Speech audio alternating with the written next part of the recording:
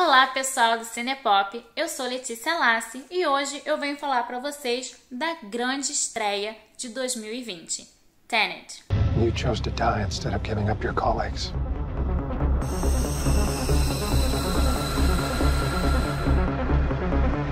That test you passed? Not everybody does. Welcome to the afterlife. Para quem acompanha notícia de cinema, sabe que esse é o primeiro filme de um grande estúdio a ser lançado durante a pandemia da Covid-19 e, portanto, ainda não tem data de estreia no Brasil, uma vez que os cinemas seguem fechados no país. Por outro lado, eu moro aqui na França e os cinemas franceses reabriram dia 22 de junho. Para quem acompanha Cinepop, tem um artigo meu lá detalhadamente explicando todos os gestos de barreira e todas as regras seguidas pelos cinemas franceses para essa abertura. Portanto, as pessoas estavam realmente esperando esse filme para dar um gás no público francês. E foi exatamente o que aconteceu. Tenet levou aos cinemas franceses quase 1 milhão de pessoas na primeira semana. Ou seja, o bordão da internet que virou meme continua válido. O In Nolan We Trust. Mas será mesmo? How would you like to die? Old.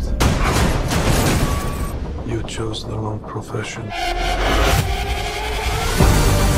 Mas já deixo você tranquilo para não ter nenhum problema em ouvir um spoiler. Não vou dar nenhum spoiler, só vou te deixar aqui, te jogar na atmosfera de Tenet. E aí tem uma crítica lá no site, se você quiser saber mais detalhes, que eu escrevi também sobre o filme.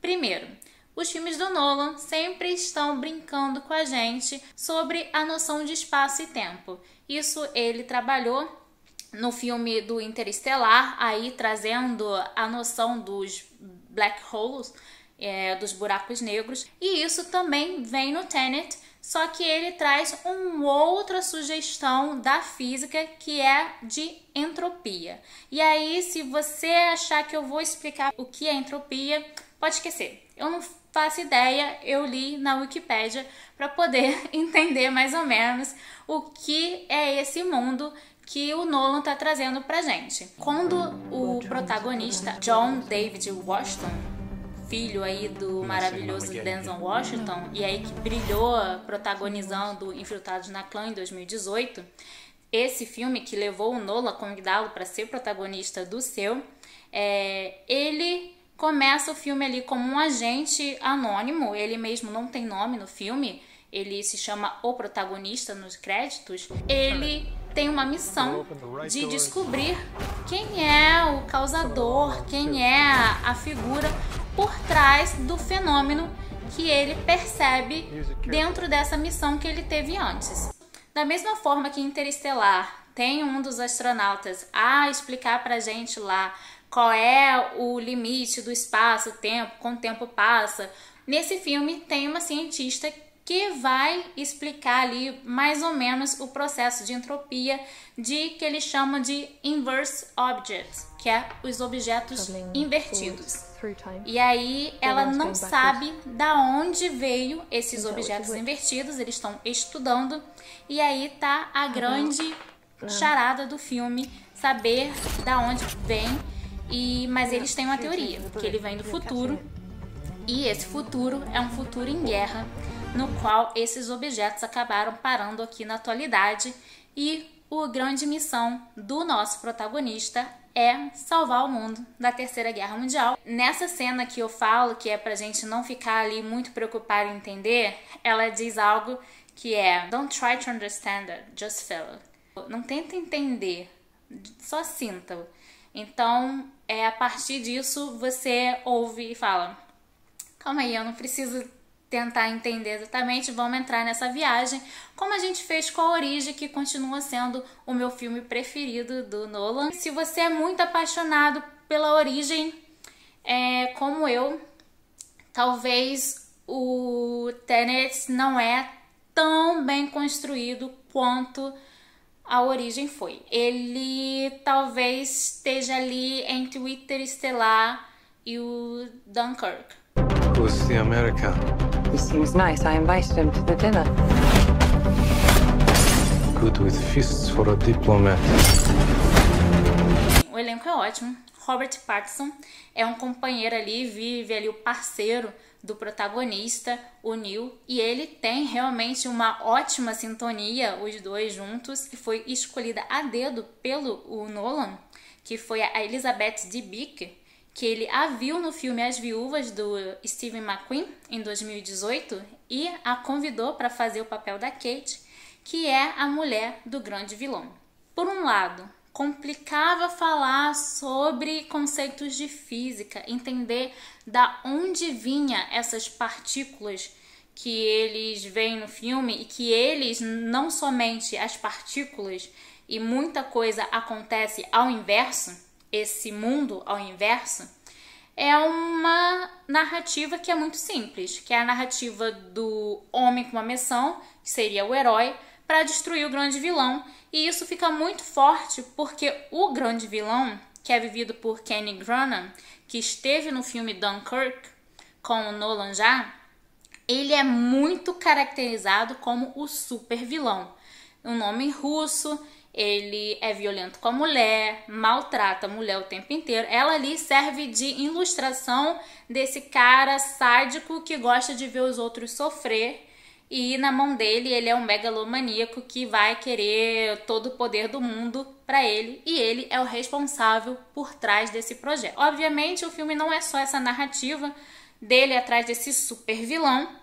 Porém, isso é uma narrativa que depreende muito das cenas de ação.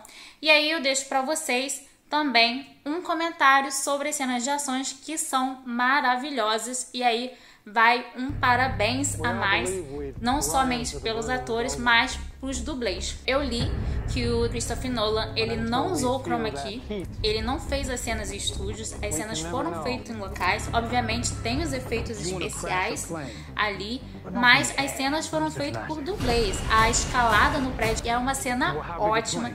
Tem uma outra cena aí do avião destruindo o hangar que também é ótima. Tem outra cena aí do emparelhamento do caminhão que eu também li, que aí durou 3 semanas para gravar essa sequência. Ou seja, o filme tem muita ação, muita movimentação e muita bagunça também. E aí eu falo de bagunça porque, como a gente está falando de linhas temporais diferentes, obviamente, se você passou a quarentena como eu, maratonando Dark, você tá muito mais ligado em linha temporal, já tá sabendo de cor como saber analisar as coisas. No entanto, não é exatamente esse tipo de linha temporal, porque aqui não tem viagem no tempo. Para explicar essa complexidade, o filme apresenta 2 vezes aí a teoria do avô. E não sei se vocês conhecem a teoria do avô, seria a teoria: se você nasce e vai no futuro, no passado, desculpa, e matar o seu avô antes do seu pai nascer, como é que isso é possível você ter matado e você não existe se ele morreu antes do seu nascimento? Entendeu? Não?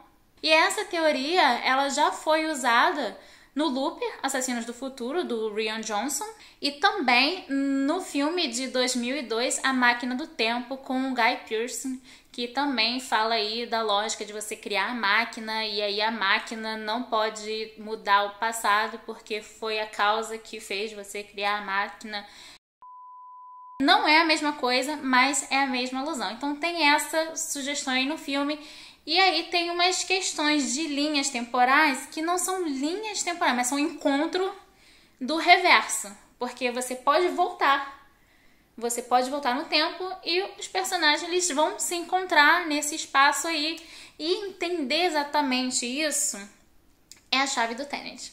Então é exatamente essa maneira de recontar uma história. A história nem precisa ser tão difícil e complicado de entender, mas o modo que ele monta o seu quebra-cabeça e ele dá esse quebra-cabeça pra gente jogar com ele, que faz o Nolan levar o seu nome e a sua assinatura aí para qualquer produção que ele faça e que a gente queira e se sinta instigado a assisti-lo. E não deixa de se inscrever no nosso canal, curtir e com certeza compartilhar com todo mundo que também, como você, tá na expectativa de assistir mais um filme do Nolan na grande telona.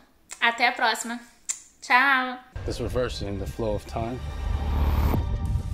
doesn't us being here now mean it never happened.